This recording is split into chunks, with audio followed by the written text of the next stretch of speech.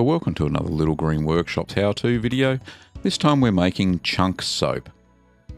Sometimes this is called confetti soap. So what we're going to do, we're going to add the lye water. And don't forget to check out our Care with Lye video. And this will help you use lye safely in your soap making. So I've got all the lye water into the warmed up oils. And then we're going to stir it until it's well mixed. Just a simple figure of 8 motion is fine. We want to avoid splashing at this stage because the mixture is still quite caustic.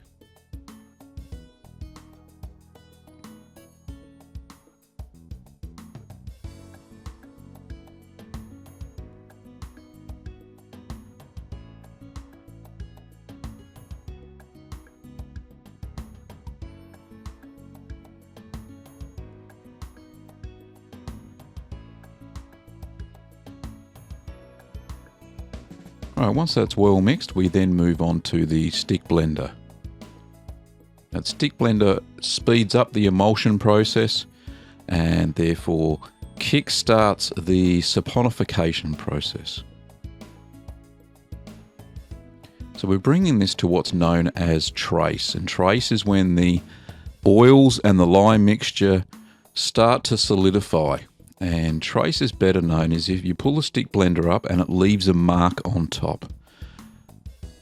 Now we're adding titanium dioxide to this, so all I've done is got 2 teaspoons of titanium dioxide and I mixed it with equal parts of water, and that water was actually from the lye water, so we don't add too much water in and the soap doesn't set properly. So that's in there now, and we're going to stir that up using the stick blender. We're still not quite at trace at this stage, and you can see it's going a lovely creamy colour, and then now it's starting to go a nice off-white.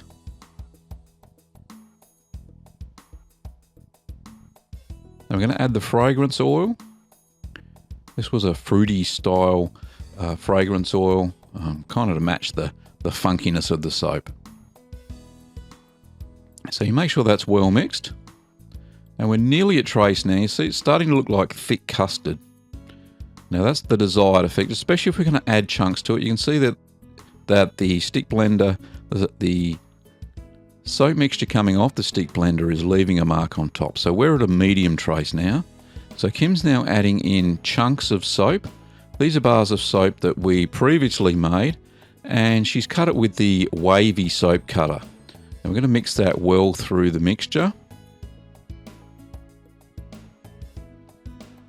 Now it's better to add it at this stage, because if you add it into the soap mixture when it's in the mould, you may have air pockets, and you're trying to avoid that when we're making soap. I'm going to add a little bit more there.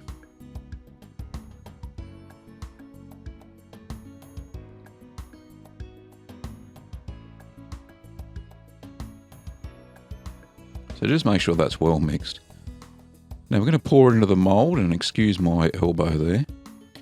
So we're pouring the mixture in with the chunks in, and they're just distributed evenly.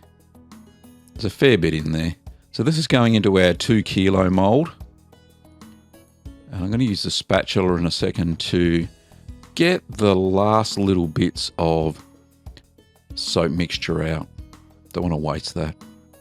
And this is one of our larger bars of soap. Because we have all those extra soap chunks in there, it does make the volume of soap probably about twice the size of what we normally make.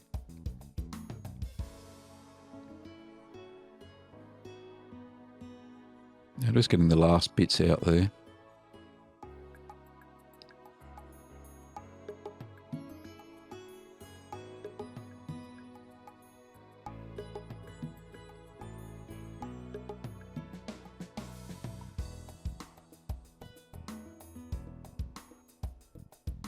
Okay, so that's all done, so I've just popped that in the sink.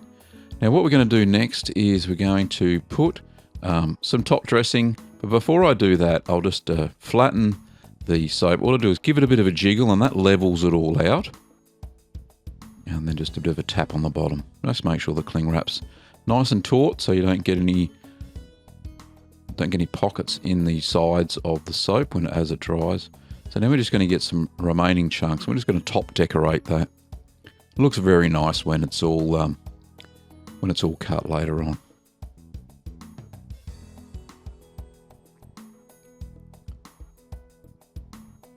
Now here's the finished product, and that will be now wrapped up with some towels and made sure that it's all nice and warm. So there's the final soap all cut up after 4 weeks of curing.